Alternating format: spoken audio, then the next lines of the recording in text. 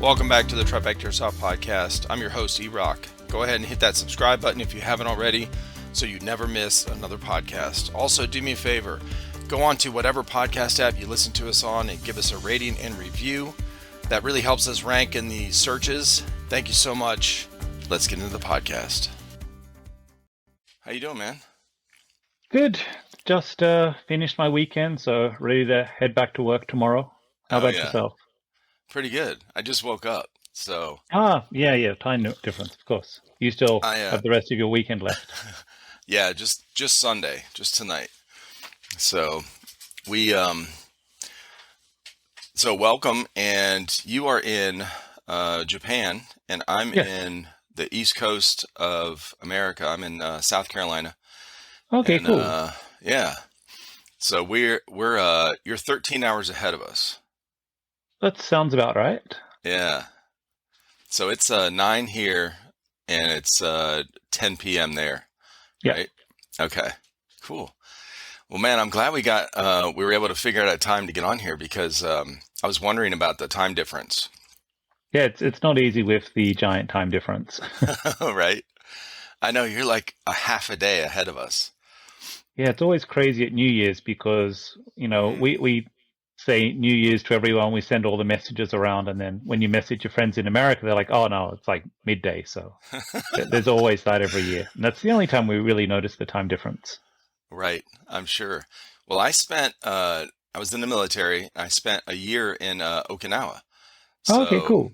Yeah, so I remembered that there was a big time difference. I couldn't remember exactly how much, but we had to figure out when I would call, my family back home. It was the same thing. We'd have to figure out a good time to figure out when I could call them.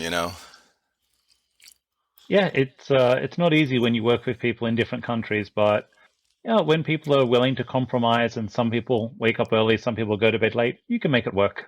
Right. Exactly. Yeah.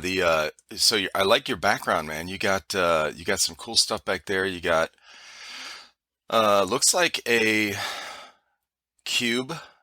Yeah. So there's Nintendo games. I've got like tons of old consoles here. Oh, You've shit, got like look at that.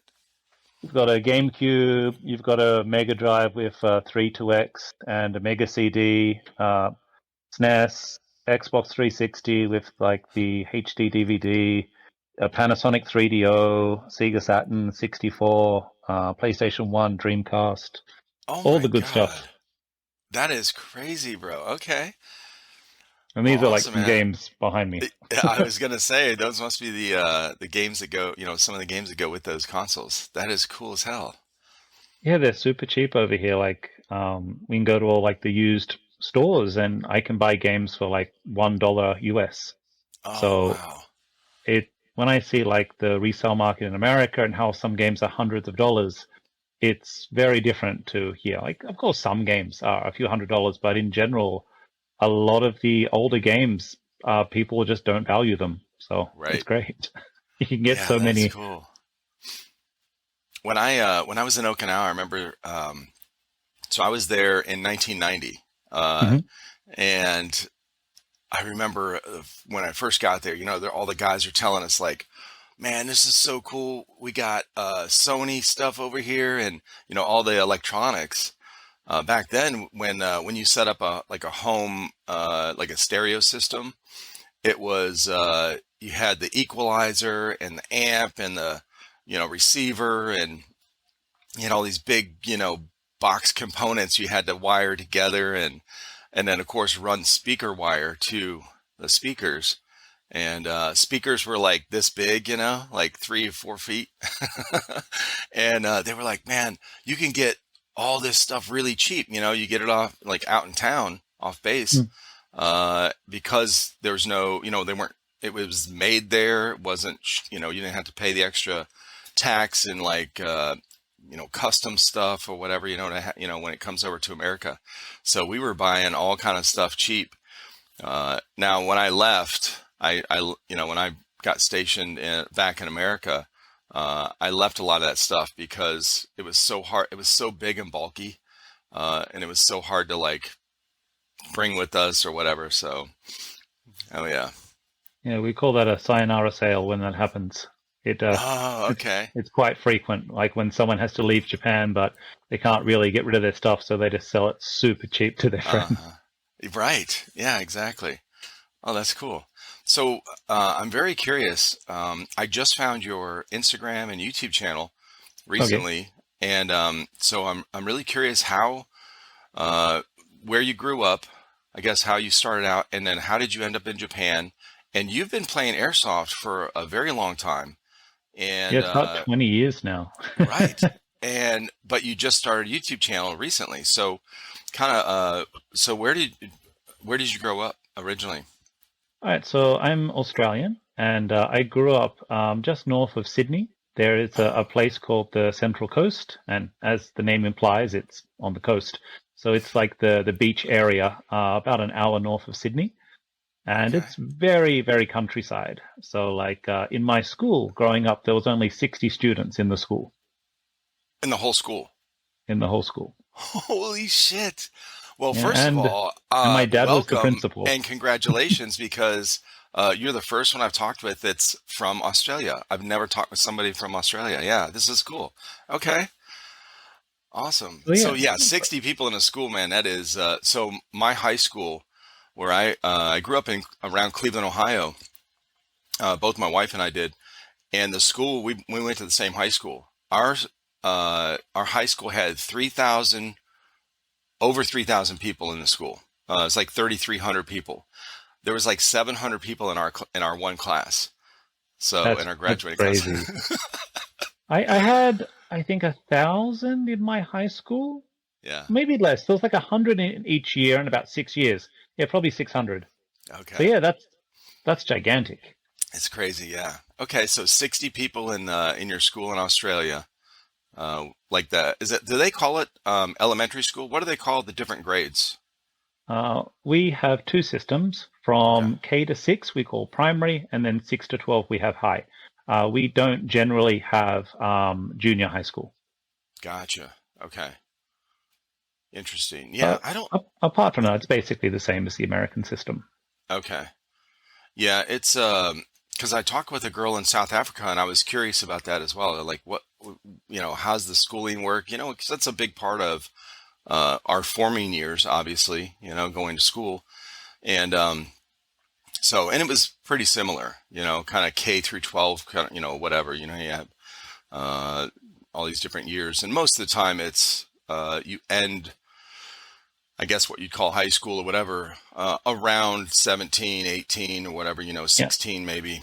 And then you go to, now do they, for when you get out of that schooling, do you go, what do they call like college? Do you guys have college? Do they call it uni? Do they have like in between college stuff? We don't really have in between stuff. So Mm, when you are 16, you're able to leave high school if you have a trade, and it's like if you're a mechanic or something. mm, And then you normally go to TAFE. That's our vocational school, and that's vocational training. If you graduate high school normally at 17 or 18, you then can go on to university. University generally has just like a bachelor degree or a master's degree, and then after you finish that, you can go on to extra studies if you like. But basically, people graduate about 17 or 18. Maybe people take a gap year for a year, and then they go on to do a 3 or 4 year university degree. I've seen like in America, there's like associate degrees that are like 2 years and stuff like that. But when I went to university, that wasn't a common thing. But I can't speak for the system now. mm, gotcha. And then so how did you end up in Japan from Australia? I met a girl in Korea. Oh, okay. But yeah, long story short, met a Japanese girl when I was living in Korea. We moved back to Australia together. Then we ended up getting married and moving to Japan. And Oh, okay. I've been in Japan now for around 20 years. Mm. And we got divorced about 5 years ago, but we're still good friends, so it's all good. Okay. Well, how did you end up in Korea, I guess? I was really into Korean martial arts when I was in high school. So I was doing taekwondo a lot, and I really wanted to get on the Australian Olympic team for taekwondo, but I was no way I was good enough. But I originally planned to go to Korea to train at Kukiwon, which is like the taekwondo place there. But I didn't end up going because I ended up like making new friends there and just drinking every day, and that was incredibly good fun. But I got in trouble when I went back to Australia, and my instructor found out I hadn't trained a single day. So Oh there's shit. that. No kidding, right? Okay. But it's just a different level. Yeah, for sure.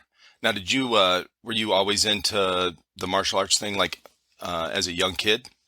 Yeah, I started like when I think I was in year 5 or 6. So that's like, I guess, 10, 11. Hmm. And then I did it all the way through high school and in university. And then when I came to Japan, I switched styles to some Japanese styles and started studying them. But that was before my daughter was born. So that was like 2007, 2008, I think is probably the last time I practiced. Hmm. Now my knees hurt. So it's hard to kick people. Oh, I hear you, man. I know. Okay. Yeah, when I got stationed in Okinawa, I found a couple of classes that were, I wanted to experience everything in that culture. And we didn't have a lot of information before going over there. It was there was no internet, no phones, no like, cell phones, whatever. So pretty much whatever you found out was encyclopedias or, stories from family or friends. And so when I got there, I was like, oh, I remember seeing this group of people. Uh, they were on base, actually, they were on our base, but it was probably 40 people of all ages, right? Old to young and whatever, like, and they were in formation. And there was kind of a single person in the front, like a leader, and they were doing all these movements together. And I was like, what in the world is that? I had no idea what it was called or anything, but it looked really cool. And so Probably kata. they were doing kata of Shoenryu. Okay. Um, and so I had never heard of it, never, and so anyway, I did a couple of those classes, kind of, joined in with them, and it was really interesting to, it's kind of cool because it was so smooth and fluid, and everyone's doing this, it's like dance moves, but really slow and precise, right? Yeah. Like concentrated, that you're doing these movements. Anyway, then I found out about this one called Kaiukshin, which I had never heard of. I went to that class, and it was the complete opposite. It was 100% like in your face, straightforward movements to break bones. Kyokushin. Yeah. Yeah, Like that's it. it does quite well in the UFC. Like Semi Schultz when he uses Kyokushin, it's just amazing. You've got like a 2 meter plus giant Swedish guy where you've got like height, you've got muscle, and the all the techniques he uses just like pure force. It was fantastic to watch someone of that size use Kyokushin so effectively. It was great to watch. But yeah, it's the if you want to see a great movie about Kyokushin, check out Fighter in the Wind. It's Oh, about okay. the founder of Kyokushin, and really, really cool movie. It was one of my favorites to watch in high school. It's a Really? Korean movie, so you'll have to get it with subtitles, but it's Yeah. fun to watch. Fighter in the Wind. Yeah, Okay. I'm going to write this down. So cool. I always keep like a note thing here because I learn so much from people when I talk with them, especially if they're from different countries or, have a different background. Yeah, exactly. I'm like, oh, yeah, let me look this up real quick. Now, I used to pull it up on the screen, and that way I would, Joe kind of like, Rogan-esque. yeah, right. Uh, but sometimes I don't know if it's the connection with, my connection, their connection, or Discord. Sometimes it would kind of make it lag out a little bit if I shared the screen. So I started just writing uh, notes when somebody said something. Hell yeah. Yeah, Yeah, I'm very interested in that. I would love to check that out for sure. if you want to get better screen recording, like I do everything over Zoom, and I'm Hmm. able to record high definition and screen share with zero lag over Zoom. So it might just be a software issue. If Really? you have a pro Zoom account, like I'm not endorsing Zoom, but Yeah, yeah, sure. No, I'm always open uh, to find out what, a better way to do this. Zoom, like I've used lots of the different like online, uh, God, will be even the word VoIP programs, and Oh, yeah, yeah. uh, Zoom is like hands down the best. I was No using shit. Teams for a few weeks, and it seems to be a little clunky and slow, and the UI is a little difficult to use. And Microsoft Meet is okay, but it's just not as high spec as Zoom. And Zoom is just clean. Like the audio is Huh. great, the video is great, screen sharing is great, the recording's great. You need a pro account, so you have to pay for it, but Okay. it's it's the only one I want to use anymore. It's Now, if I had that and I invited somebody on, would they have to have a pro account too to join the no, call? Oh, no. okay. The if the person who has a pro account schedules the call, then you're good. But if you have two people without a pro account, you're limited to 40 minutes. Oh, that's what it is. Okay. See, when I first started looking at different, avenues to use this or whatever, it was this, Zoom, or Skype. And somebody had told Oh me, yeah, Skype's still a thing. dude, I didn't even know that it was, so advanced compared to this. There's so many features. Um, so I did a podcast with a girl from Poland, and the Discord was kind of laggy on her, when she was trying to start up. So she's like, "Hey, can we use?" I was like, "I can use whatever. I don't mind." She said, "I can use Skype. I use it for work all the time, and it runs great." And I said, "Okay." So I opened it up, joined the call really quickly, and there's all these different features built into it that you can record right through there, through that software. Because right now, what I do is I pull this up on the screen, and I use Streamlabs OBS to screen I don't record. know that. Okay, that's what a lot Um, of gamers use, like when they stream. oh yeah, because you can probably put like overlays and stuff like that, so it's good Hmm. like seeing the text and stuff. Yeah. Um, if you want a great video that really speaks to like Skype, check out the YouTube video "A Message from Skype's CEO" by College Humor, and it's exactly what everyone was thinking when Zoom came out of nowhere at the start of the pandemic and just completely obliterated Skype. Yeah. Because Okay. Zoom was nothing, and then like I had Skype on my phone, I had Skype for business, and then everyone's saying, "Oh, let's Zoom." I'm like, I don't know what that means, Right. and then my daughter comes home, she goes, "Oh, my classes are on Zoom." I'm like, "What's Zoom?" And like, "Oh, it's the new Skype." I'm like, why did Skype die? But Yeah. yeah, Skype died overnight here. It's Oh my amazing. God. Okay. Okay. Interesting. Yeah. Because when I first heard about all that stuff, they were doing the work from home and the school from Yeah, it home was stuff, and it all was Zoom. Zoom. I was like, Yeah, what in the hell is Zoom? I never heard of it. yeah. So yeah. Okay. Interesting. I'll have to try that out for sure and see what I can do with that. Most of these have been okay. We haven't had too many problems, but Um, it does get really finicky when if somebody's maybe the Discord uses a lot of resources. I'm not sure on a computer because I have a friend that I've done a couple podcasts with, and he mines Bitcoin, Mm. so he'll have that running, and he'll forget. He's young. He's in high school, and I'm like, Robert, your shit's cutting out again. Turn your mining thing off. He's like, oh yeah, hold on. So he'll click a couple things, just close out some programs, and then we're good like the whole time. So it must, yeah, the Discord must use a lot of resources or something. I don't know. Yeah, I'll Yeah, definitely check out Zoom.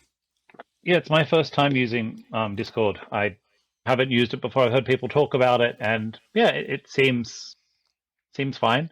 I'm just judging by the audio quality and the video quality here. It seems the video is quite low resolution, and it Right, seems to be, I'm guessing, 15 to 20 frames a second. Um, it's fine for a right. podcast. It's fine. But yeah, if you did full screen recording on this, it might look pretty choppy because I'm at quarter screen at the moment, and my video is quite choppy. Oh, okay. Oh, not choppy, like kind of pixelated. Right. Yep. Yeah, for sure. Yeah, I've had that issue as well when I edit these. Oh, well, then the other problem is when I go to save them before I post them, when I save them at the lower, res or whatever from my editing software. So I don't save them on the best because it takes longer to, and it's a bigger file, so it takes longer to save. It takes longer to upload and all that shit. It takes up more space. And I'm going, man, most people are watching this on their phone. So it's this size of a screen, and they don't, these don't have to be like super crisp 4K. It's nice if it is, but we're just two people chatting. So At the moment, it's I think about half a K. oh God. Because yeah, when you get like 1080p, that's 2K. Although that name doesn't really make sense because it's not about like the horizontal; it's like the vertical resolution or whatever. But yeah, when people are watching podcasts, unless it's on YouTube, they're probably not going to be watching the video. Right. Yeah. Most of our interaction or whatever, most of our downloads are from the audio part because I put all these on all the different podcast apps. iTunes, Amazon Music, Spotify, iHeartRadio. We're listed on, I guess, all these different podcast apps. Just pick them up. We must scan and just pick up ones that are out there, I guess, because there's ones I've never even heard of that we're on. I don't know. Well, that's cool. I remember looking at your website, and I wasn't able to actually find the video. I could only find the audio versions of like the last few podcasts. Gotcha. Yeah. Where are the video ones? So, if you're looking were you looking on your phone? Yeah. Okay.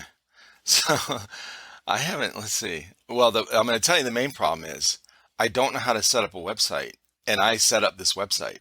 So, I use Wix to build it. Yeah, I know Wix. So, if you pull it up, I don't know if it'll. No, it's probably It's not hard to show. see. If you want Yeah. to share your phone on a video screen, you need to lower the brightness. Otherwise, Interesting. the camera can't pick it up. Okay. Let's see if that works. That's better. I can see Almost. Okay. something. No, right. Okay, there we I go. can see Wow, that. look at Yeah, that. it's perfect. Okay. Yeah. That's amazing. Yeah. All right, so those are all the audio ones. So if you scroll right below it are the YouTube videos. Okay, that makes sense. So those are all the audio ones, and then these are all the YouTube videos that correlate with those same audio versions, I guess. So, and then, makes sense. the way that little player is on the website, you can listen to them right from there. That's what I did, yeah. Yeah, you can listen to it right from there. That's through the service I use called Buzzsprout, and and that's the one that takes all the audio, that takes them all when I upload it and puts it on all those different podcast apps or whatever. But it and it cleans up the audio and stuff. It has and then you can put little intros that'll apply to all of them, which is really helpful. So, and it's a pretty reasonable service, monthly cost or whatever. So, yeah, I wish YouTube had that. Like, I have to edit everything in Premiere. I have to put in the opening. I have to put in the intro, clean up the audio myself. Like, it's a lot of work. You can put like 20 hours into just like one 5-minute video. It's for sure, crazy. I've talked with so many people that most people I have on here have a YouTube channel, and when we talk about the editing and the all that kind of stuff, it is it is a lot of work, especially when you're not experienced with it, until you get used to using this kind of thing. And then of course when you upload, like you were talking about, now on YouTube, they recently, I'm not sure when, like in the past 6 months I've noticed it, maybe in the past year, you can actually go into those videos and edit. They have an editor in there that's built in now. But I'm going to tell you right now, it is very difficult to use, and once you save it, whatever, whatever cuts you make or whatever. Now, I don't know, I don't think you can add something to it. You know what I mean? Like add a file or anything to it. You just edit that, basic stuff.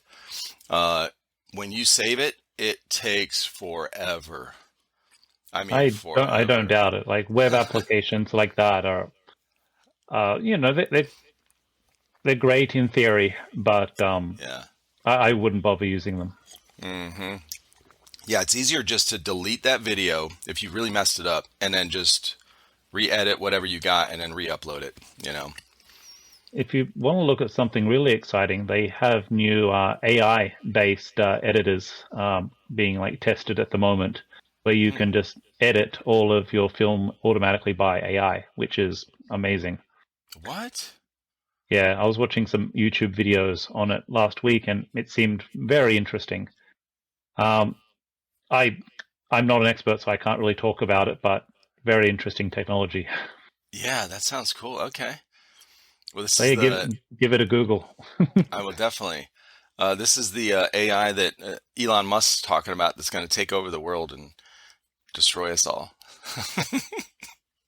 Probably. Hell yeah. So you go to Korea. Um, you're supposed to be studying martial arts, end up drinking and partying with friends. Yeah. Well, anyway, that to go on that, so I found those two classes I was talking about, and then Hmm. I was all interested, and then they had scuba classes, and then they had, classes where you could on base where you could like learn Japanese. I'm like, man, I'm gonna learn all this shit. This is so awesome. And 2 weeks later, 3 weeks later, I'm just partying with everybody else. So forgot about all those. I went to a couple classes of Shonryu, the other one, and then just, one class of scuba, uh, and then just drank the whole year I was there. Yeah, Oh it's yeah. fun to do. We actually spent 2 months in South Korea while I was in Okinawa. We went there for a mission or a training. So that we do. I guess they've been doing it for years. They have a big operation with the South Korean um, military forces, whatever, in America. So there might have been some other ones there. It was a big operation, training up. So we spent a couple months there, but it was in the winter, and man, I thought it was cold growing up in Cleveland, Ohio. Mm. Korea was cold. Yeah, their winter is quite cold. Uh-huh. Now, how long did you spend over there? I think I was there just for 3 or 4 months, but I came at the middle of December and then left like Mm, March, April. So yeah, I got full force of the winter. for sure. Okay. So you know what I'm talking about. Yeah. Yeah, it's very cold. You need a Oh big yeah. down jacket. Right. Yeah, we spent that time there, and then we went back to Okinawa, which is tropical kind of environment. It's a real high humidity, rainy season. In like in the winter it's monsoon season, and then very very hot in the summer, or most of the year really, with high temperatures, high humidity, and beautiful. It's a beautiful place to be. Yeah, Uh, I love Okinawa. We okay, go there in summer. Everyone gotcha. goes there in summer. Really?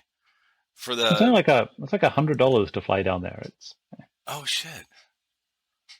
Yeah, and it's just a traveling jolt. in Japan is quite cheap by air travel. It's cheaper by air than by train. Gotcha. If you use the bullet train, it maybe can be like maybe $200 if you want to go somewhere like maybe Osaka or something. But you can like fly there for $80. Oh So my gosh. the LLCs make it very cheap to travel around Japan. Oh, But that's it's cool. it's definitely more fun taking the bullet train because you just go to the station and then you just relax at the train. You don't need to go through customs or immigration or wait. You can just get on the train and go. So Oh yeah, wow. I much prefer the bullet train. Yeah, that's I just watched I just went to the movies to see this movie. Is it called Bullet with, Train with I think Brad it is Pitt? called Bullet Train. Yeah, with Brad Yeah, Pitt. Yeah. yeah, that's going to Uh, come out here soon. We've got all the ads at the moment. oh, okay. Yeah, we're Yeah, always a that's bit cool. behind in movies. Oh, gotcha. Now, what your first time going on the bullet train?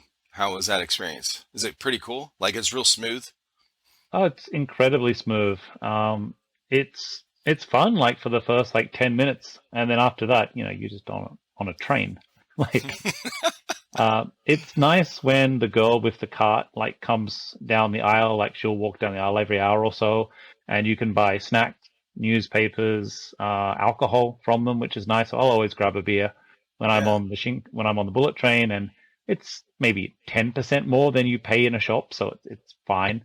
Oh, And they yeah. have like little snacks and stuff. So, it seems almost customary, like when you're on the bullet train to sit down, have a beer, and all the salarymen like the regular Japanese businessmen on the train Hmm. will be doing the same. They'll have one or two beers and just have their laptop out. And as an Australian, we're not allowed to drink on public transport. So for me, it's been 20 years, but it's still fun drinking on the train. Oh, that's funny. Yeah, right. Okay.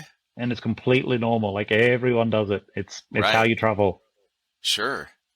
Oh, yeah. It's like when for us, buying drinks on the little shot things, on the planes. Uh, Oh yeah, yeah. I see that in movies a lot. right. Real tiny little one shot bottles or whatever. Hmm. Yeah, we went. I spent when I was in Southern California in the military. We went on the Amtrak trains, and real short travel, uh, San Diego to Oceanside or whatever. Like a 45 minute, what would be a 45 minute drive.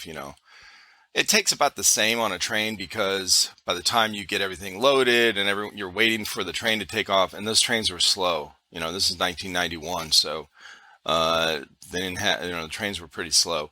But we would drink on those trains and, just way overdo it. By the time we're getting off the train an hour later, we're almost, stumbling out of the train. Yeah, I heard Mark Normand making some jokes about that recently. That seems to be part of his current routine. Oh, gotcha. Yeah. That's Oh, yeah. like was it Amway, Amtrak, Amtrak. Yeah. Amtrak? Yeah, Uh-huh. Yeah. Amtraks were, like, I guess that's the name of the actual train line, I So, have which no I idea. didn't know. Yeah, I didn't know. Now we had taken buses, and that's what we did in South Korea. We took buses everywhere. Yeah, That was pretty I use popular. buses from the airport, but other than that, I just use the high speed rail. Like Korean high speed rails, just as good as Japan. I think. Like when I Yeah. was there 20 years ago, it was great when I was there. Oh, I wow. assume it's good now, but Yeah. I don't know. Gotcha. That's cool. So you go back to so after you leave, so you met a Japanese girl in Korea, went back to Australia. So why didn't you just stay in Korea? Um, well, because I'm an Australian, I have a 90-day visa for Korea, and Ah, I believe Japanese have a similar visa as well, of a similar length. okay. But we're not able to work on that visa, Mm, and because I was 19, I think at the time, I hadn't gone to university, so I didn't have a degree. Therefore, I couldn't apply for any type of like English teaching job over there because I couldn't be sponsored because I didn't have a degree. mm, Um, and if um, you know, after getting married, it then grants me a spousal visa, which is basically the same as residence. So I could right. then live and work without almost no restrictions in Japan. And it seemed like a fun opportunity and didn't really have anything going on in Australia at that time. Yeah. So, you're 19 years old. Hey, why not? So went over to Japan and started a life here. Interesting. Yeah. Okay. I loved Okinawa. Honestly, when I left there, I always thought when I get out of the military, I want to come back here and live here. I loved the culture. I loved the change from the traditional like American culture that I grew up with, and it was just so new and fresh. Everything was different. like the religious teachings, the all the base stuff that you learn growing up uh, was way different. It's like a Uh, whole different country. right. uh, and so I was just blown away. I love this. I loved the culture, the food, respect was real big. I remember. The customer service is fantastic here.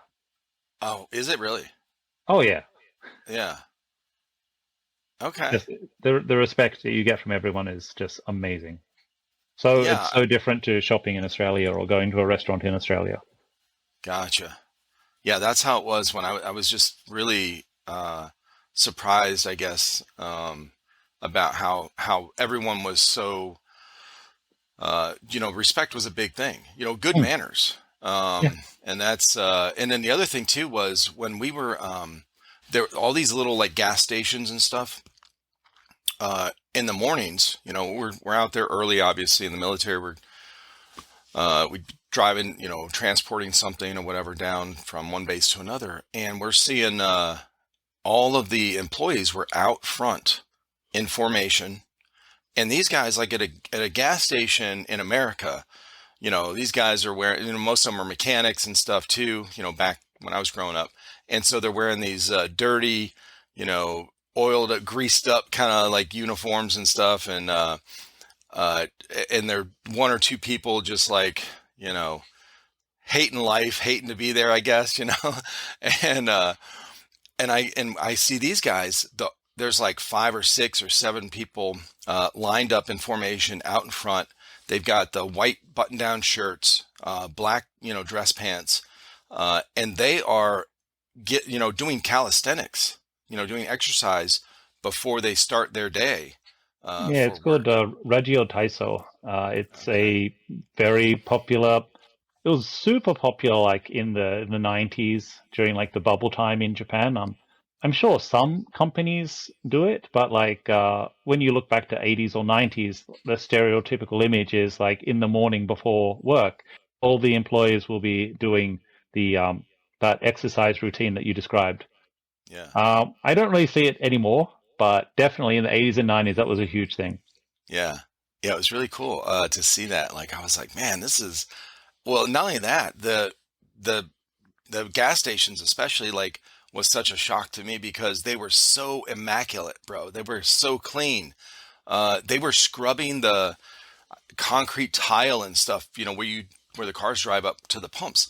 And Yeah, and they're like full service as well, or they were right. at that time. Like the guy Yeah. would run up to the car, he'd ask you what fuel you want, he'd fill it up for you, you'd pay him. It was great. They don't do that anymore. I Okay. guess they're cutting back, but yeah, Yeah. it's all like self-service now. Yeah. Okay. So when you first get to Japan, that was when you came from Australia, was that the first time you had been to Japan? Yep, that was the first time I traveled to like Bali and some like maybe some parts of Indonesia before, but yeah, it was my um, yeah, first real time going to Japan. Okay. How was your family about you just leaving Australia and going to Japan to like plant your roots? Huh, they were fine. Um, yeah, it's a good question. I've always had a good relationship with my parents. Like we still like talk like once a week. They come to Japan like every year or second year, and I'm in Oh, Australia every year or second year, so we still see each other a lot. And technology, makes it easy because we can just, Skype or whatever. right. Um, but they didn't complain about it. They supported my decision. I tried to do everything on my own. I didn't like borrow money from them or anything like that. I tried to go over and set myself up independently. I've always been really independent like that, and it's for me. It's always been important to be able to do things by yourself. Mm-hmm. And it was, a challenge doing it in Japan, but then something I learned a few years ago with one of my friends, John. We were just talking outside a bar one night. He's from Australia as well, and he just said to me like, "There's one thing that is absolutely amazing about like every single foreigner in Japan is that you left your whole country, you left your network, you left your friends and family behind, you came here with nothing, and then you created a life out of nothing, and you've succeeded. And that Mm. is absolutely amazing. And then Mm-hmm. when you think like every foreigner in Japan has done this to an extent, it's like this great camaraderie that you can have with like the other foreigners over here, because you're like, oh, we might have different political views, or we might have different views on everything and might not agree on anything, but we can still like respect each other, that we've both accomplished the same task, like we've run the same gauntlet. And Mm-hmm. that's kind of cool. Yeah, for sure, man. That is something that, and that's like in the military, that's what we have too, the Marines and whatever. I was in the Marine Corps, and if you meet somebody that, it doesn't matter when, even now, Mm. if I meet somebody, and I've been out for, 30 years, if I meet somebody on here or in real life that was, spent some time, that was a Marine, there's that instant camaraderie. You know what they went through, the trials or whatever, whatever they had to do. Yeah, the shared Uh, experience. yeah, very shared experience. We always say we chewed some of the same dirt, and like what you're talking about, when you see a foreigner over in Japan, you know that they went through the same thing or similar things that you went through to set up. That's a cool, interesting perspective.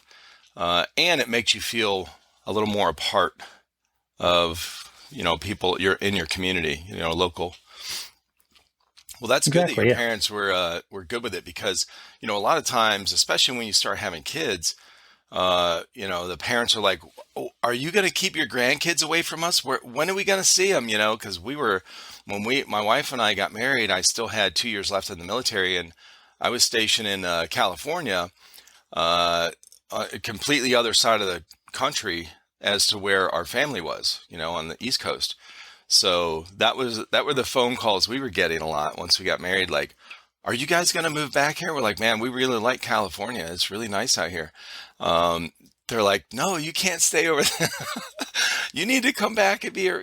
We want to see you guys. We want to see your kids. That kind of stuff when we start. Because our first son was born in California, actually. So, but we did end up moving back to Cleveland, Ohio, which I didn't want to, because I was so used to the warm weather. I didn't want to go back to snow. I hear people call Cleveland a flyover state. Is that still a Exactly. thing? It is. Oh yeah. Well, they call it a lot of things. They say, that like nobody wants to go to Cleveland. I saw my buddy, actually, somebody I did a podcast on here with. He's an airsofter. He's in Michigan. So Ohio and Michigan are rivals. Okay. So like, the colleges for college football, Ohio State, and Michigan Wolverines, those are, big time rivals as far as college football goes. So we're always, joking back and forth, like, "Oh, Michigan sucks," that kind of thing. Ohio sucks. So he sent me this meme or whatever with something about, um, you could go to heaven or you could go to Ohio instead of hell. So there's always that joke, and then they say, the Cleveland curse. So people in around Cleveland, like, oh yeah, we got the Cleveland curse. So that would be, all of our sports teams, like they'll just make it to like the playoffs or something, and then they flop. So back in the day, like in the '90s, the Cleveland Indians, what they used to be called Indians, the baseball team, they made it to the World Series and lost. They made it to the playoffs and lost. That kind of thing. So you get those kind of nicknames from stuff like that. And of course, over the past, 25 years or whatever, a lot of the factories and, businesses that were in Cleveland, moved, left. So there's a lot of rundown areas, with, empty buildings and stuff. So I think that's where the flyover state, like nobody wants to be there. Yeah. But it's still a thing for sure that people talk about and joke about.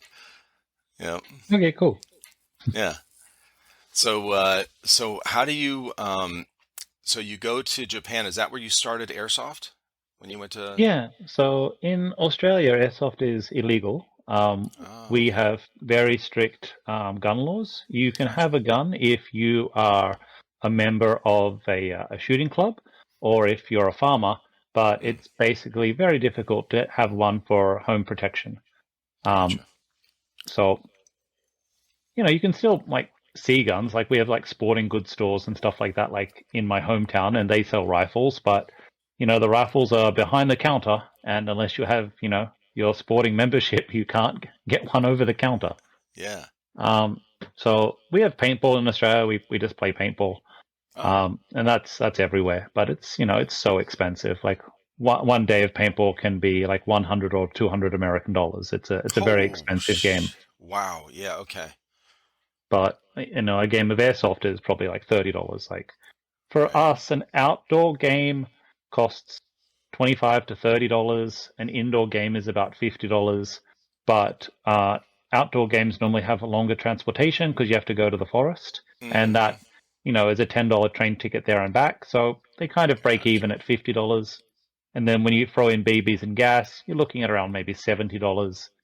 Then you have lunch and stuff like that as well, maybe a few beers, and you're basically at $100 budget for a game of Mm-hmm. airsoft or a day, a day of airsoft. Right. A day of it. Yep. Gotcha.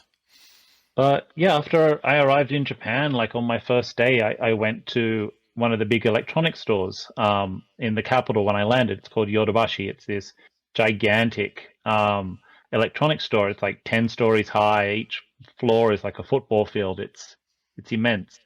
And then looking around there was great because they had all the brand new technology that wasn't released in Australia yet. And then when I go to like the toy section, like Toys R Us, like on the top floor, I was like shocked because they have like a whole section was like adults only. I'm like, what's this? So I go in and it's just guns. It's just guns for days. It was hundreds and hundreds of guns. And as you know, like airsoft, there's like two types of guns. There's model guns and there's airsoft guns. And they had both, and it was just amazing seeing every gun that you'd seen in movies before. And then you're like, how much are these? Like, oh, it's $100. Like, oh, these are affordable. I can buy these. Mm-hmm. So then, yeah, I think I got one like on my first day, and then like was just completely blown away by it. This was also like the same time the PSP was released. So I remember getting like a Oh PSP shit. and an Yeah. airsoft gun like at the same time, and this was like that was a good day. No shit. Um, but then after like um, let's see, so I arrived in Japan in 2005, and my daughter was born in 2009. So I had about like 4 years or so of playing airsoft and collecting airsoft guns, and I got to about maybe 15, 20 guns by the time my daughter was born. And then I didn't want guns in the house when she was born because I didn't want to risk any injuries. Yeah. So I sold the entire collection then. But then after she became like maybe 4 or 5, she started playing with like Nerf guns and stuff like that. So it was like fun to get back into guns, and we had a giant collection of Nerf guns, probably 30 or so Nerf guns. And then, like later on, when she was a bit older, I started getting back into airsoft again because she understood, like, this is the room where the guns are. This is the safe. This is where the guns are kept. And Right. like I taught her how to shoot when, well, not how to shoot airsoft guns. Yeah. And she had her own Glock. She had her own safety glasses, and she understood gun safety. She knew that as soon as she went in the room, she had to put on the glasses. She wasn't able to use any of the guns without me or her mum there. Mm. And after like she learned the rules, she became really, really good at it. She was like trick shotting better than I was. Oh my God. And That's cool. I was, yeah, I was really proud of her. And then like she No grew out of shit. it like a year later because kids. Oh But yeah. she's getting back into it now, and like she's got her own like BDU and stuff. I just got her a Typhoon BDU and plate carrier, Oh and nice. they have airsoft kids matches in Japan now. And in Japan, airsoft is almost purely for adults. You Okay. have to be 18 to buy or use any of the guns here. Gotcha. Um, and because of that, they released some cheaper, low-powered versions called Boys, Mm. and um, the regular guns will fire at 90 meters per second, which I think is 270 feet per second. Gotcha. And that's basically what we're capped at here. It's one joule, which is Gotcha. like 330, I think, if you're pushing it.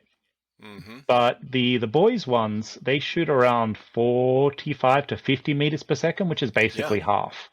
Right. And they also shoot 0.12 gram BBs, not Mm-hmm. 0.12. So you're shooting with half the force, and it's Yeah, going to the joules definitely are way lower. Yeah. way lower. And Mm-hmm. if someone under 18 wants to play airsoft, they have to play with the boys' guns. And Gotcha. there's almost no fields that take boys, because I don't think Mm. boys has biodegradable ammo. Like the only boys ammo I've seen has been just plastic. Hmm. They must have bio somewhere. Yeah. Um, and one field in Tokyo, like in a big mall in Tokyo called, well, the place is called Odaiba, and then the mall is called Dex. And on the top floor of Dex, they have an airsoft arena called Brave Point, and they kind of specialize in kids and dating. But it's not like dating kids. It's like kids and people that are on dates and want to Right. ruin their date by playing airsoft, because it never goes well. Oh my God, that's funny. Yeah, go Yeah. ahead. And so, like, me and my team didn't know this, so we rock up at Brave Point, and we're in full kit. Oh You can see, shit. like, I've got my chest carrier up there, I've got my plate Right. carrier up there, and we had full BDU, full kit, equipments, grenades, decked out, just everything. And then we rock up in there, like the four of us, and everyone else was 12, and it was 12-year-olds and their dads, Oh and God. everyone immense. As soon as we walked in, everyone was very, very quiet because, Yeah. like, oh, I'm 6'3". My friends are 6'3" as well, so we're all monsters. And when we Oh wear my kit, we're God. bigger as well, Right. much wider. So walking in there, and we're like, oh, okay, can we join the next game? I was like, oh, uh, sure. And I was like, does Uh, anyone else want to join? They're like, no. And like no one played with us, so we just like all like the kids and the adults would play one game, and there'll be yeah. like 30 of them, so a 15 on 15 game, and then it would be Oh my us, God. and it would be like the three foreigners playing against each other, and those games were very I can't boring. imagine. Oh, I'm just picturing you guys walking in this place. And there's like you walk in and you look at your buddies like, dude, nobody's gonna play like we're okay, start taking off all your gear. Just Basically, be yeah. get down to a t-shirt and your pants and your, shoes or something because these guys are just scared as hell. Well, that's what we had to do, and then like because we were playing the one jewel version, they were playing like the half jewel version. Yeah. And we're like, does anyone want to play? Like, we've got spare guns. We'll give you guys guns if you want to play. And one brave soul was like, yeah, I'll do it. Oh And shit. then like he played with us, and then like when he came out of the match, he's like, it doesn't hurt that much, and like he was Oh, really nice. proud of that. And Yeah. then like a few other people joined, and we could do like 5-on-5. But then after that, we just said fuck it, and we Yeah. just rented some kids' guns and just played against the kids. And that was That's really fun, awesome. but we That's couldn't cool, man. feel the BBs hitting us, like, Yeah. and the guns were shooting like 10 meters, like it was just Oh God. trash. Oh yeah. So it just became a funny story. But then, like, then the next day we went to like Area 41, and that's one of our like competitive fields where you Okay. can use full auto, you can run. That's a big thing. Almost no Japanese field lets you run. Um, and it's Really? so different to American Airsoft. When I see people playing American Airsoft and like people just running around everywhere indoors, I'm like, I'm so jealous. Like, basically, in all That's of our fields, yeah. um, we are we do semi only. We do 300 FPS, normally 100 or 200 BBs, Mm, one grenade, and a triple tap. And after you fire 3 rounds, you have to wait and then fire another 3 rounds. gotcha. You can't spam, you can't spray. It's just 1, 2, 3, 1, 2, 3, 1, 2, 3. That's how you can Mm, play. okay. And it's incredibly strict. And like if you like four shots someone, like I've been roused out for that. Really? And yeah, Oh my and God. like now I've got GoPros for days. I normally Yeah. use 3 cameras. I've got a camera on my helmet. I've got a GoPro session to get a selfie shot, and I've got a scope Mm, cam that does all the shots. And I found after I do that, like people don't like come up to me and like say like, oh, I hit you, whatever. I'm like, look, it's or like you overshot. I'm like, look, I'll check the footage. But we try to be really good because Right. lots of people in Japan are really good airsofters, but there's always a Okay. few bad people that are ruining it for everyone. Yeah. Hmm. So like me and my team, we're trying like our buzzword of the month is like pillars of the community, and that's what we want to be. So we want to set really good examples for people of how to play airsoft, and Yeah. we found that when you have some people setting a good example, it then changes the status quo of the match. And like if you see the enemy start cheating, you start cheating to balance out. Right. But if you start off by being really honorable players, you could be like devastatingly efficient, but you Mm. still have to follow the rules. Right. And when you do this, the game becomes so much better. And Mm. the two things that I've learned that are just so important is the first one is you need to humanize the enemy. As soon as you see the enemy as an enemy, you're gonna try to hurt them. You're gonna overshoot them. You're not gonna call your Mm. hits. You're gonna cheat. But Hmm. like the first thing we do when we're put on like the red team, we go over to the yellow team and we talk to them, we greet them, we find out what their names are, we find out what guns they're using. And after that, like people call their hits because you're not shooting an enemy, you're trading with a friend. Right. And it makes the game so much better. Oh, And that's the other cool. thing we're absolutely trying to preach is when you get hit, um, a lot of people with airsoft, they really just practice the offensive type of airsoft, which is, they want to shoot the other person, they want to get the hit, they want to get the kill. But Hmm. there's also the other part of airsoft, which is getting hit, and a lot of people are shit at it. And I've got a video on that I edited today, and I light this guy up 10 rounds point blank before he says hit, and it's his first game, so he's not being a bad player. He doesn't know how to react because the Gotcha. adrenaline hit him. He gets the fight or flight. He's like, oh, what do I do? Like, do I fight through it? Hmm. Do I stop? And Right. I'm gonna keep shooting you because you haven't said hit. You haven't put your Yeah. arm up. So he just gets lit up, and it makes a good video. But to play the game really well, you have to be able to give props to the person that shot you. So Yeah. we really try to preach that as soon as you get hit, it's not that you're out of the game, it's that someone did something really cool and you need to give Mm. them props. So, put your hand Ah. up, say hit, say it really loudly, Yeah. wave your hand if you're behind cover so they can confirm the hit, because if you get hit and then you just walk off behind cover, they don't know if they got the hit or not. So, give Right. them a thumbs up or something like that.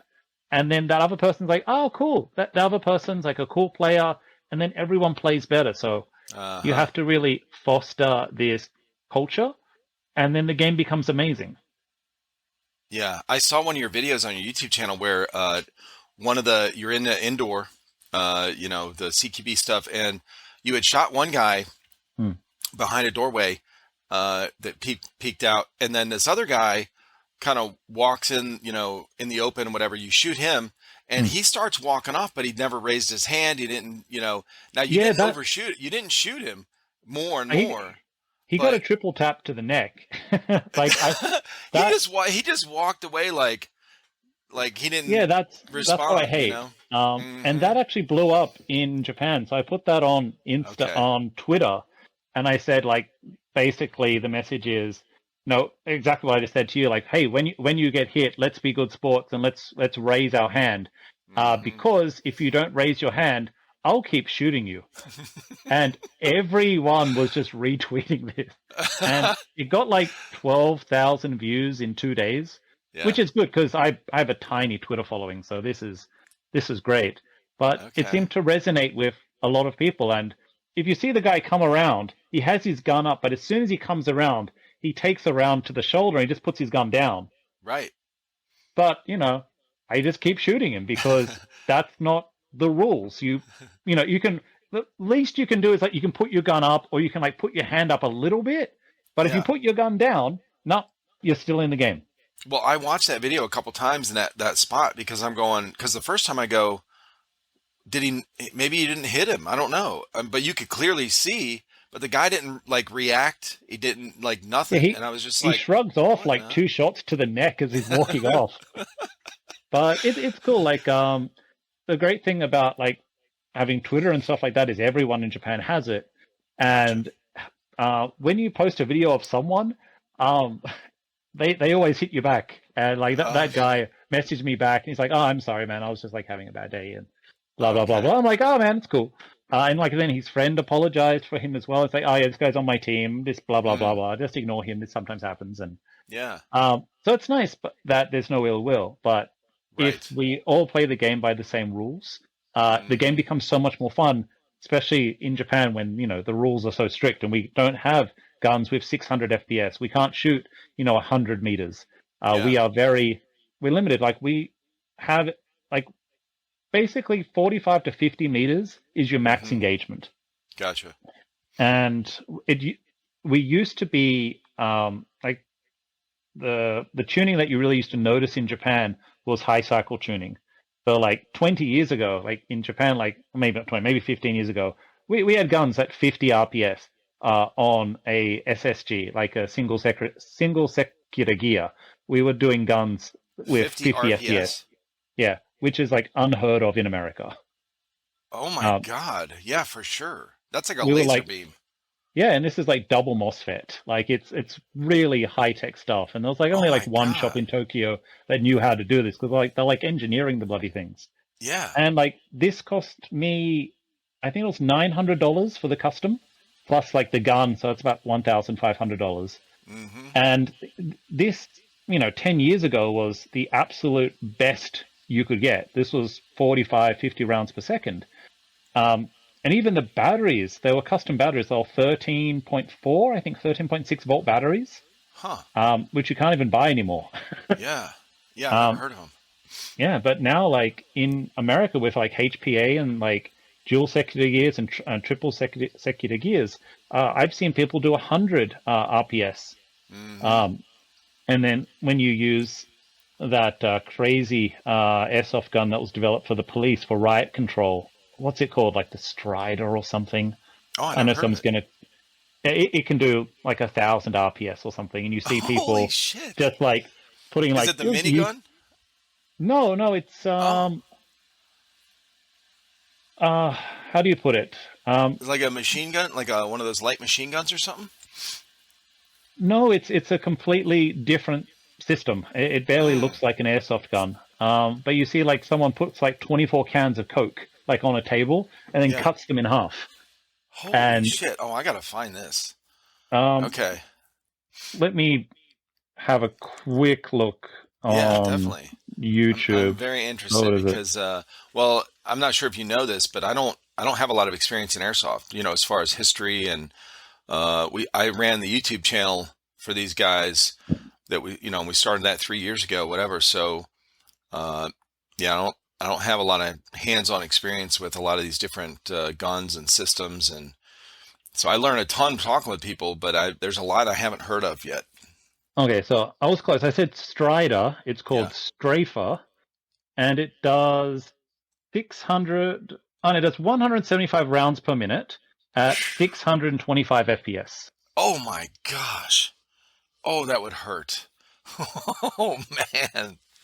Yeah, so there's no way it's legal at any field because it's. Right. When I was reading about it, they were saying it was originally developed for riot control, but Oh, it looks incredibly fun. Um, yeah. but as soon as the guns become too effective, you can't use them. So, like the flak shotguns, have you seen those? Uh-uh.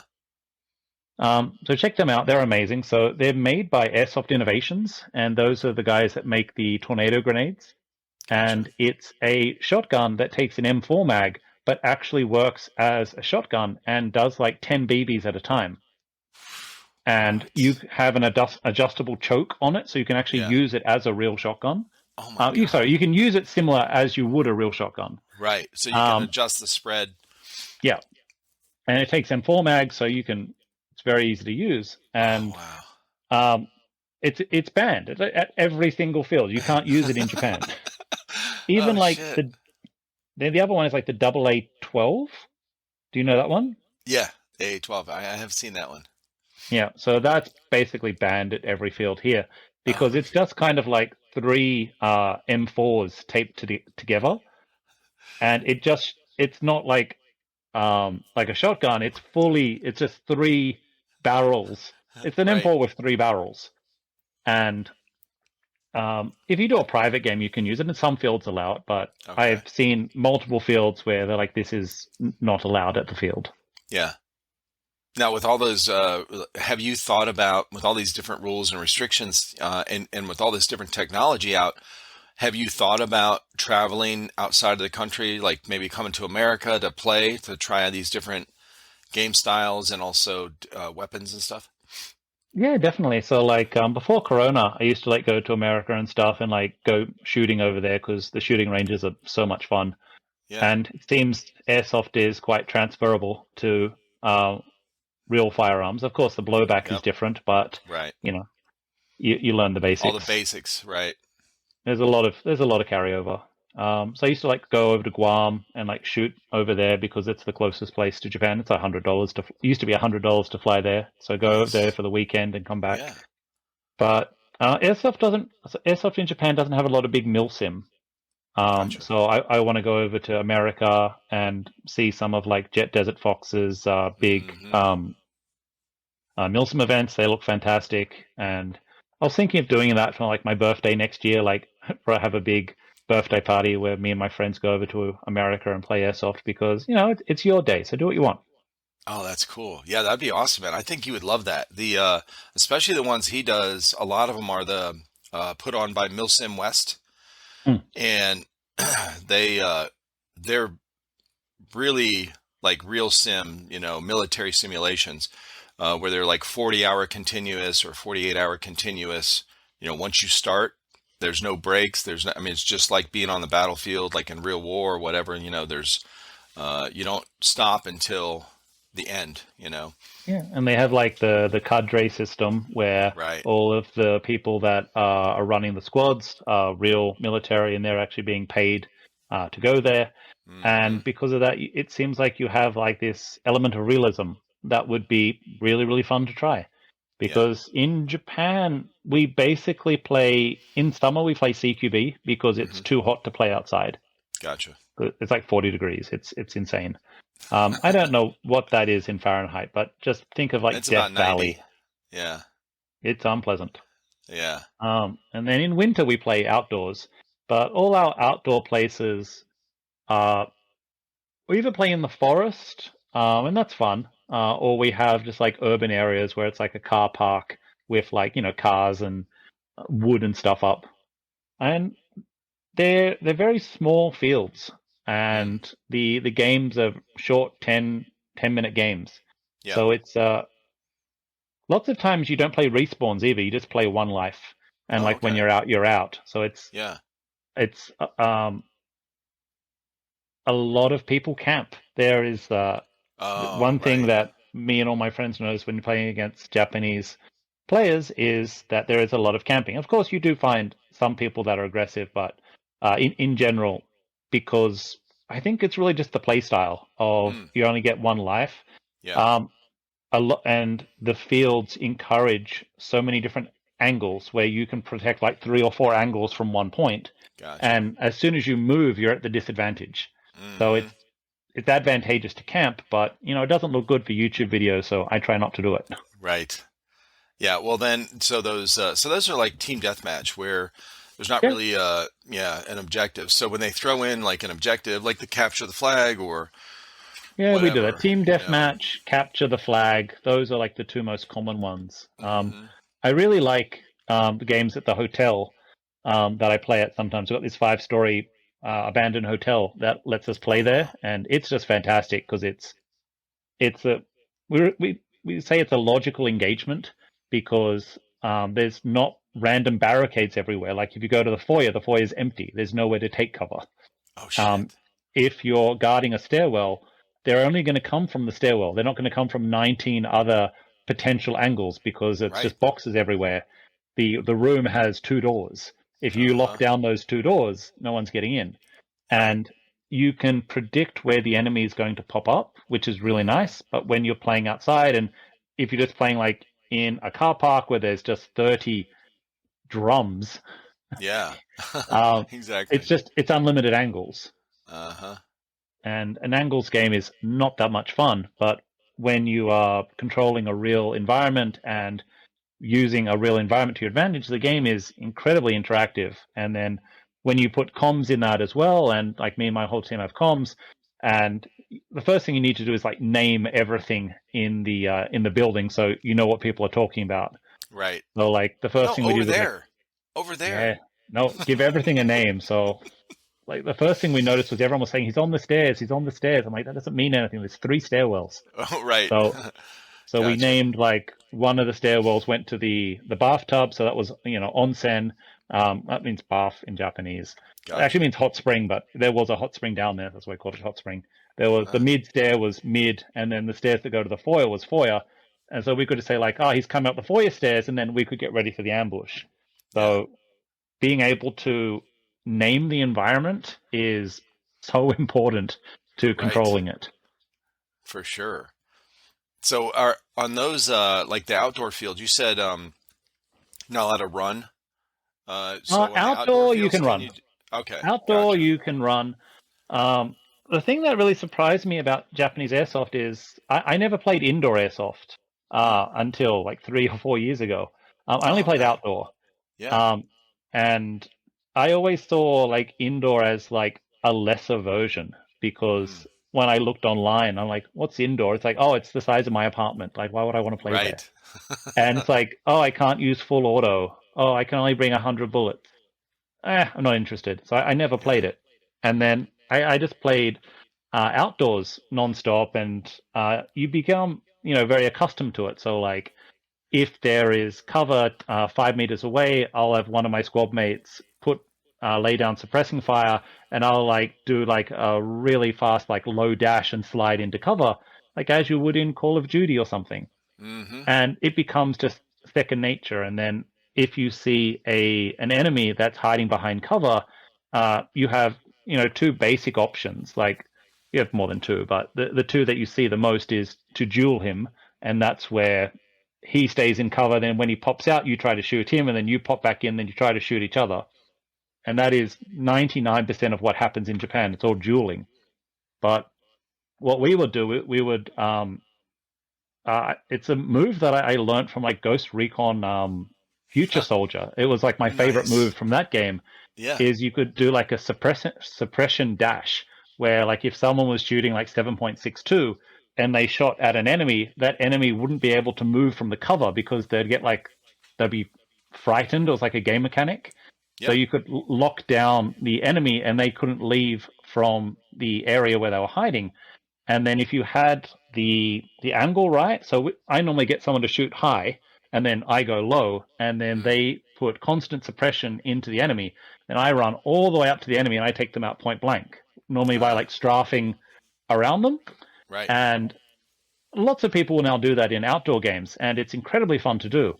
But that's my go-to move. And if you use it indoors, you get in so much trouble. What? Because you're running or Yeah, you're not allowed to run. You're not allowed to yeah. dash. You're not allowed to like shoot more than 3 bullets at a time. So you're Oh, breaking like so many rules doing this. oh shit. Right, And right. like the first time I played indoor, like I was playing it outdoor, you know, specs, Right. and I'm I got in sure. trouble. I got roused at nonstop by the management, Oh, wow. and it made me hate indoor airsoft. And I hated it for years after that because I gave it a Hmm. try, and I wasn't able to use half my guns because all my guns are tuned for very high cycle, so I couldn't Uh, even bring them. I had to bring guns that were capable of semi, so I was just kind of limited to pistols. yeah. Um, and then I wasn't able to um, really just do anything. And every time I played on the field, I ended up getting in trouble for a different thing. Like other one was like because I'm tall, like all the barriers like come to here, so Right. people could headshot me. But if I would shoot people over the barriers, which I could very easily do, I get in trouble.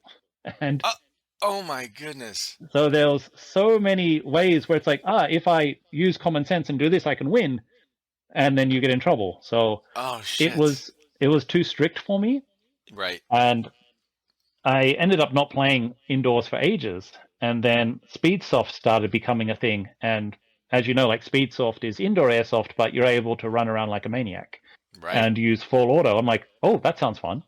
So I found the competitive field in Tokyo that does it. It's called Black Fox.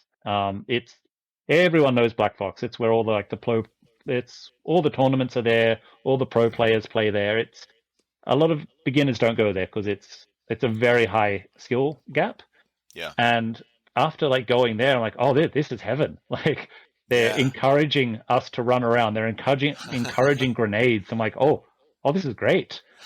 And like they had like games like we're doing like shields and stuff like that. So they'd Hmm. hide like a shield in the map somewhere, and the first person to find the shield could use it.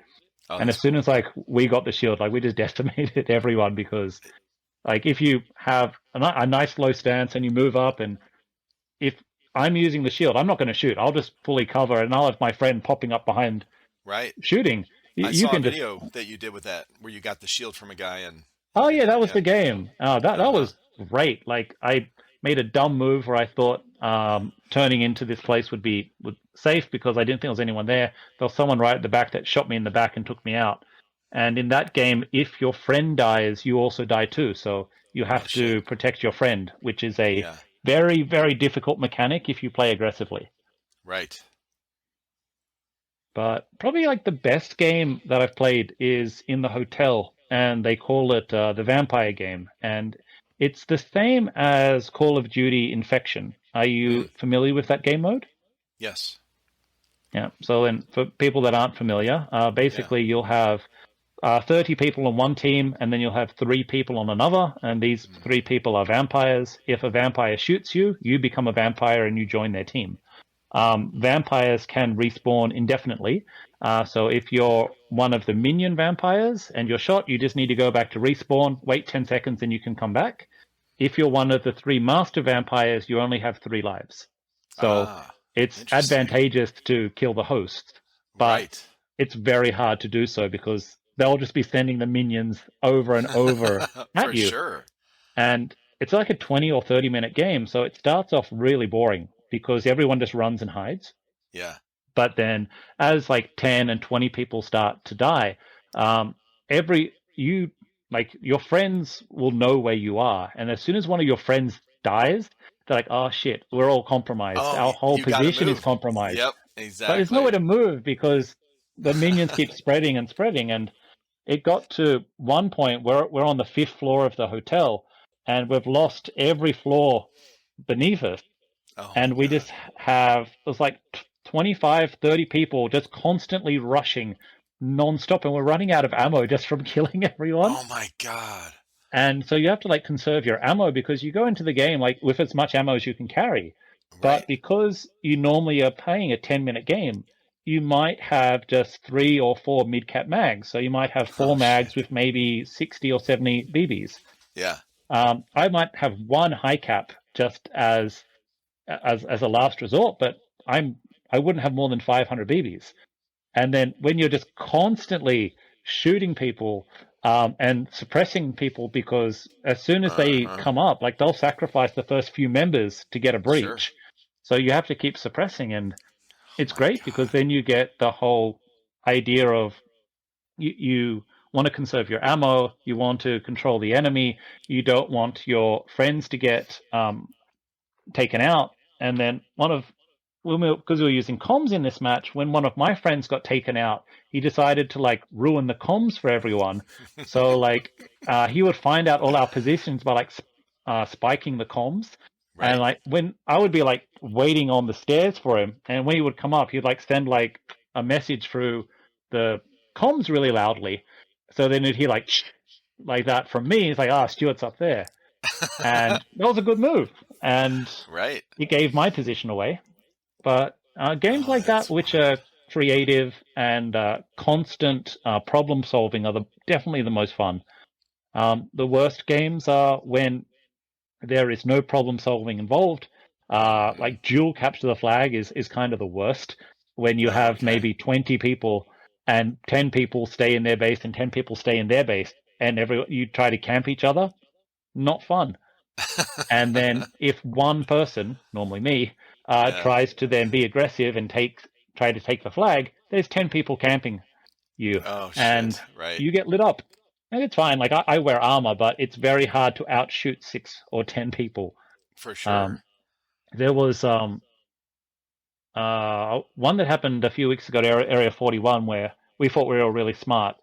So we used a grenade to clear a corridor so we could transition to a really nice point. We had like 5 or 6 people ready for this breach, and then our grenade was empty, but a great trick you can do when your grenade's empty, you can just throw it again and just lie. Right. And people see a grenade coming and they flinch. So Yep. normally you would throw the grenade, you'd wait for it to explode, and then you run in. But if your grenade's empty, you make a big deal, like you yell stack up, you count it down, you go grenade out or frag out, and you throw it really like hard at the ground. And then as soon as like people look away, you just charge in there. And ideally they think you'd be killed by your own grenade. It doesn't go off, and then you can take out everyone. So it kind of works like a flashbang. Right. But that did not work at all because we threw it on the ground. Then I went out first because I was going to take all the fire, and then my friends were going to come up behind me and take the base. And we thought there was like one guy. And there was 6 people kneeling down in formation in front of the base. And all 6 of them just lit me up. And my team member who was already out is just behind them laughing. And he didn't want to like give it away because, Right. when you're out, you can't talk. And he's just watching. It's like, yeah, man, there's 6 of them. And like that's the end of the video. Like when you watch that one, that was one of like the Rick and Morty ones I tried to do. I did see Just that by one. changing the voices and stuff, which I don't know, it seems Yep. fun, but I'm not sure how legal it is for copyright. So I'm not going to do it again. But it was fun to play with like AI voice to see how good it is. Yeah, it It's was not really that cool. good. It's very reverby, and it's really hard to get the inflection right. So it'll probably be Gotcha. perfect in like 5 years, but now it's really prototypey. Yeah. Yeah, I saw that video because it said Morty plays or Rick and Morty or something play Yeah, Airsoft or there's something Morty like plays that. Airsoft and Rick plays Yeah. Airsoft. I wanted to play it for And different voices. yeah, I saw the when you threw the grenade. I'm glad you explained it because when you threw the grenade, I was like, because I heard you say stack up, Yeah, and then you threw the you peeked out, threw the grenade, yeah. and then you guys went and nothing happened. I really thought like, oh, they're allowed to throw these, but just as dummies, like pretend. And so then you went and it didn't go off, and but I saw the end of that video where yeah, Yeah, it I was got pretty lit the funny. fuck up. Like it was bad. But I was in full armor that day, so like Yeah. I had like chest armor, shoulder armor, forearm armor, gloves, thigh armor, shin armor, and almost all this stuff is real. It's all like Hatch, which is really, really nice brand that I invested in like 20 years ago, and it's still going strong. So very Wow. happy I did that.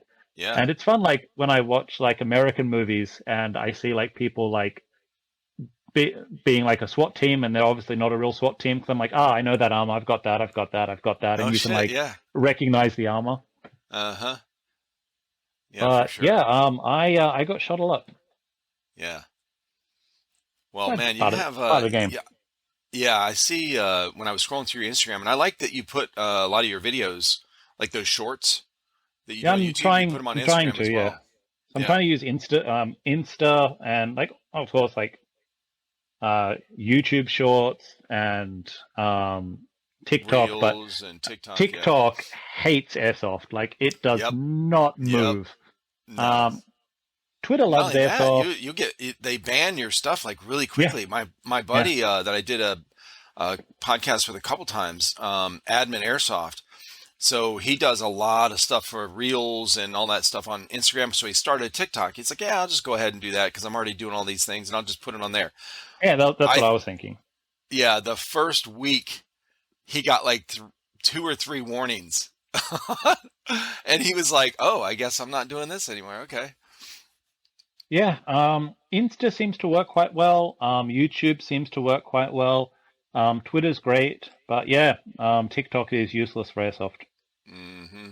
Yeah. But I'm trying to use was it YouTube for longer form content, like 4 to 10 minute stuff, because you can do ads and stuff. Right. But for like Reels, you have to have like 30 seconds, and it has to be Yeah. like the coolest part of just get the coolest part and just Yep. make that 10 seconds. And I'm not very good at them yet because I've just started. I don't understand the psychology for them perfectly.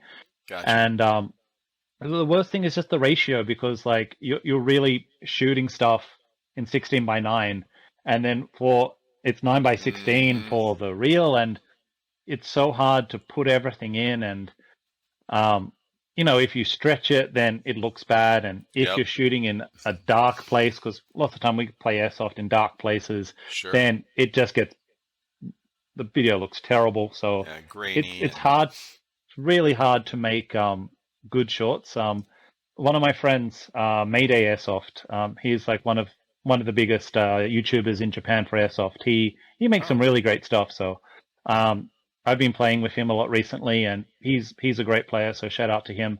what's his And yeah, channel name? Mayday Sun dot Airsoft. If you just search in like Mayday Airsoft, he'll come up. He's huge. Yeah, I'll look it up. Let me just confirm it. Yeah, that's cool. It's Mayday Sun Airsoft, Gotcha. and he's been in the game for about 3 or 4 years, but he's just like blown up. He has a comedy channel in Japan that's also really popular. So he's got the comedy and the airsoft, and yeah, all of his stuff's great. Like, so a lot of respect for him. Awesome. Hell yeah. Well, listen, man, it's been really good meeting you and talking with you. Great stories and all this different interesting stuff going on in Japan. I had no clue about. I'm sure a lot of our listeners too will not know about the rules. Like how it's so different. Playing there. Yeah, yeah. Please don't make me come off as a racist or something like in the video. Oh no, dude, I don't know. This is when I do these, I'm trying to promote your channel, your you whatever you have, whether it's Instagram or I'm that's really what I wanted to do when I have people on here is just I want to make people look good. I want to promote their channel, boost them up, and that's really it. Like it's in these conversations, this is exactly. I just treat it like if I met you in real life and we were hanging out having a beer or something, and I started asking you, I would have asked you the same questions if we would have met in real life. Like, oh, how did you Yeah, end up the, in the Japan? the banter was very natural. Yeah. Right, and that's I don't have a format. I don't have. I'm not trying to get something out of somebody when we do these. Yeah, I'm not whatever. So if if somebody listens to it, they listen to it. I've had people say comment and say like, well, you barely talk about airsoft, like in a couple of previous episodes or whatever, and I'm like, I don't dictate the, I mean, I'll ask questions obviously, but I'm not trying to push this in that direction. Like, I don't care about your story. I just want to hear about your airsoft stuff. That's not how it goes. Mm. So I don't mind if somebody doesn't listen to it because of that. That's okay. Like it's all right. So, but yeah, I would never do something. I don't edit these. Okay, cool. The only thing I'll edit on this one is like when we first started. When I was trying to figure out when I had to set up. Oh yeah, of course. Yeah, that's it. I just cut that out and Yeah, then I have. let it go. Oh, sorry. Yeah, I have like the same like rules and stuff. So like when I'm recording airsoft games, like for me and my friends, like if we fuck up, don't broadcast that. Like don't make your friends Right. look bad. Like we always No, try to like boost each other up and make each other look good, and I feel that's really important. Um, absolutely. may I offer some suggestions for the Absolutely. show? For sure. So I love watching podcasts, and I love psychology and stuff like that. So Okay. um, I feel something that could work really well with this in the future is the long form content you have is good because it's engaging and honest, and it gets authenticity from people, which is great. Yeah. And then when someone's listening to that on a podcast, it builds a really good connection with people, Mm. and it's really good. So for like the 1 hour, 1.5 podcast that people will listen to like in their car and stuff like that, the format's really good. I think if you also had some short form content, where do you know Hot Ones? Huh. Hot Ones is a YouTube show. It's probably one of the biggest YouTube shows now, where a a guy interviews a celebrity. The Yeah. celebrity has to eat a spicy chicken wing and then answer the question. Oh, okay. I didn't know it was called Hot Ones. I have seen those.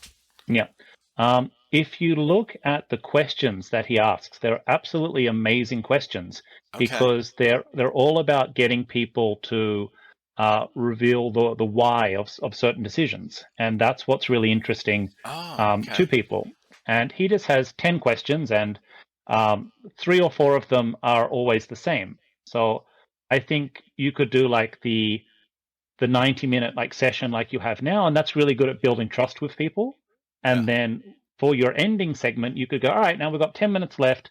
I want to like rapid fire like 10 questions.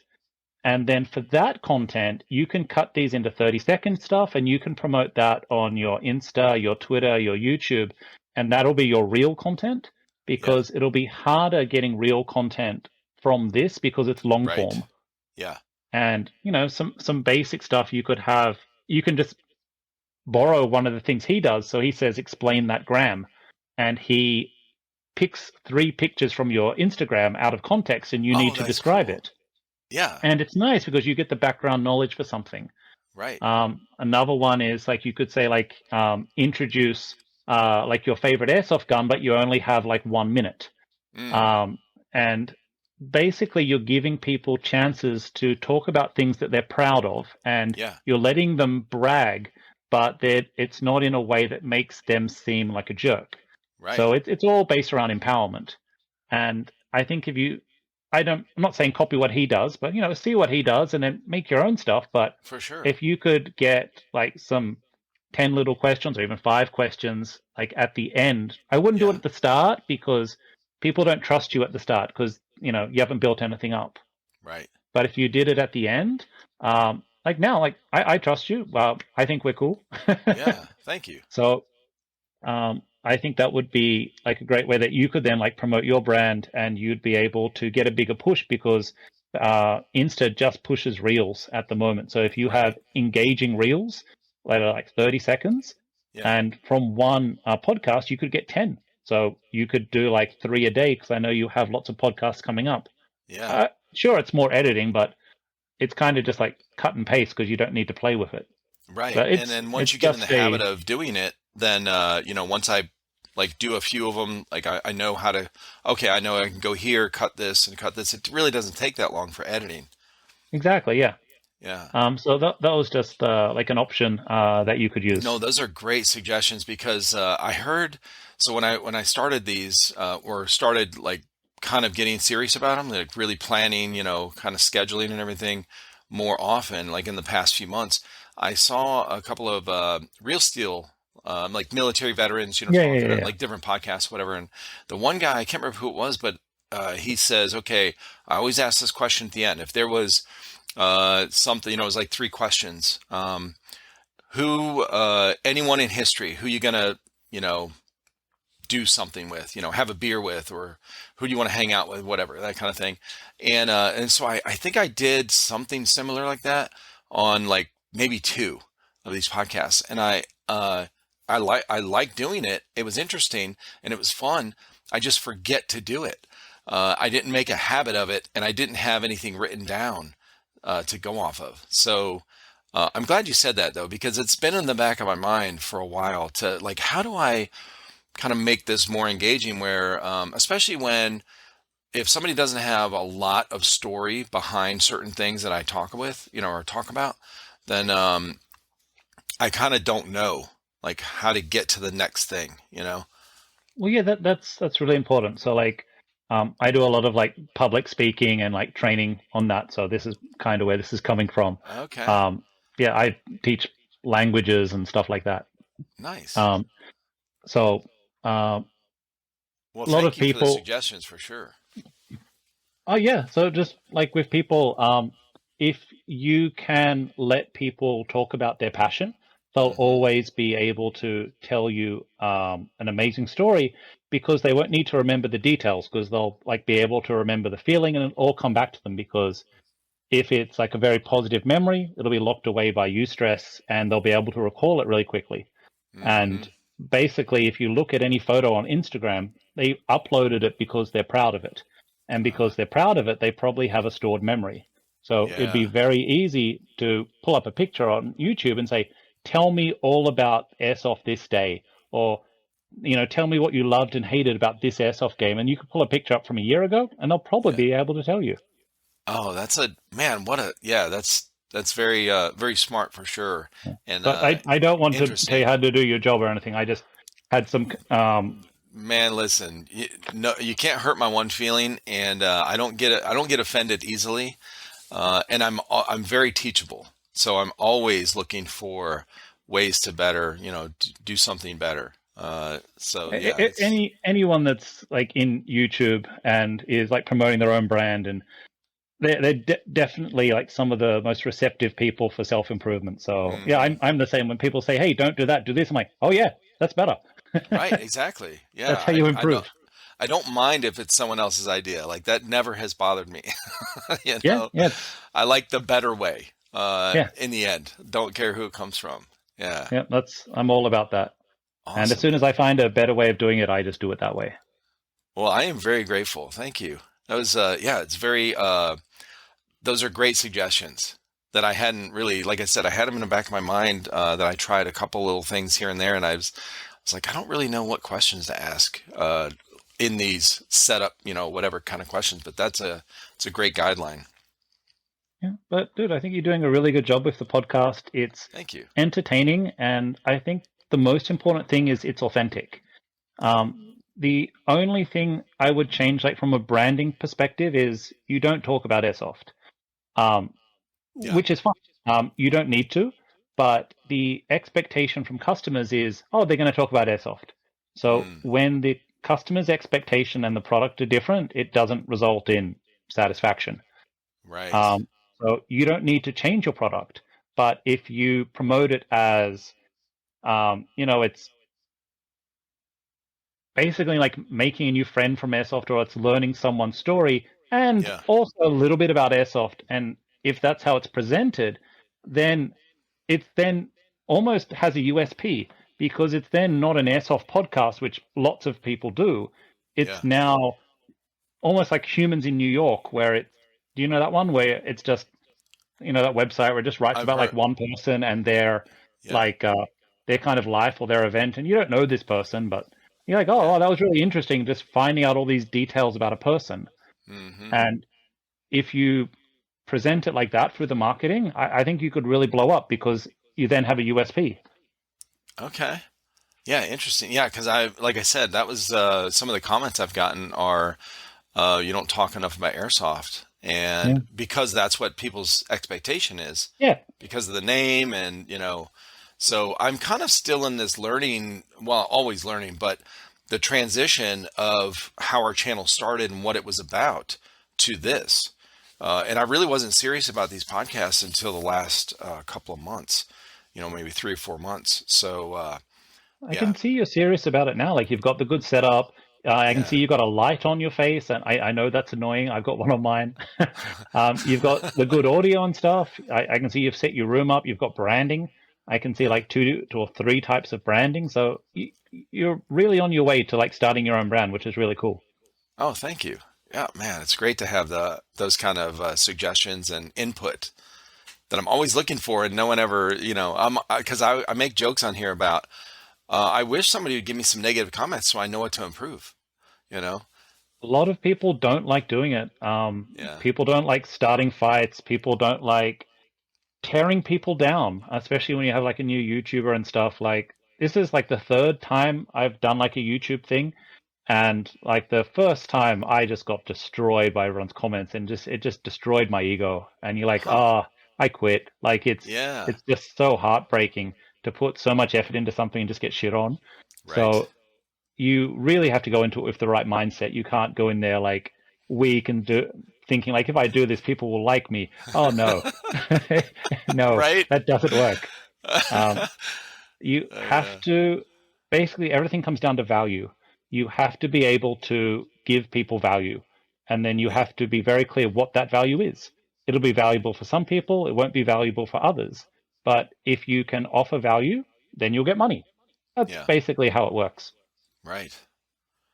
Yeah. But Well, thank you so much, man. How do you say your name anyway? The name of your channel? Defrowe, it's a play Defro. on words. So my last name is Rowe, and Defrowe is, where criminals go. So it seemed like a good pun. I gotcha. Okay. So yeah, I, Defrowe Airsoft.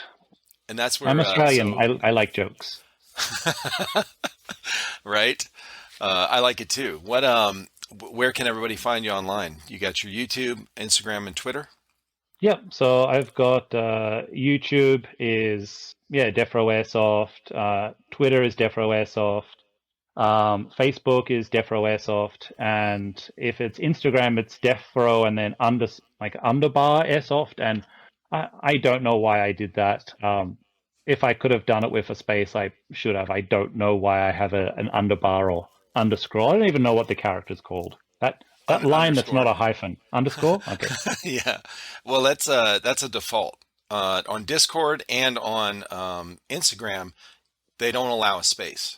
So Ah, okay. every That's keystroke why. has a character, even a space. Okay, So that's why. yeah, so it automatically puts it in there. So if you put a space in, it's going to have that. So or you have to put a dot. Some people will put a period in between Yeah, it. I've seen people using dots. Yeah. Yeah. So and then Discord is the same. If you try to set up a name or a channel, like a individual channel on Discord, and you try to put it, any space has a hyphen in it. So yeah. Yeah. Well, yeah, But yeah, man. if you're looking for guests for the channel, reach out to Mayday. If he's able to do it, he should be able to help you with like some promotion or something because he's huge on YouTube, so he might be able to give you a Okay. boost. Oh, that'd be cool. Yeah, I'm interested to see. I haven't heard, seen his channel that I know of, so I'll definitely check him out and yeah, get more interesting people on here for sure. All right, man. Thank Let's you so stay in much. touch. So like, hit me up on Instagram and stuff like that. And Absolutely. I hope you're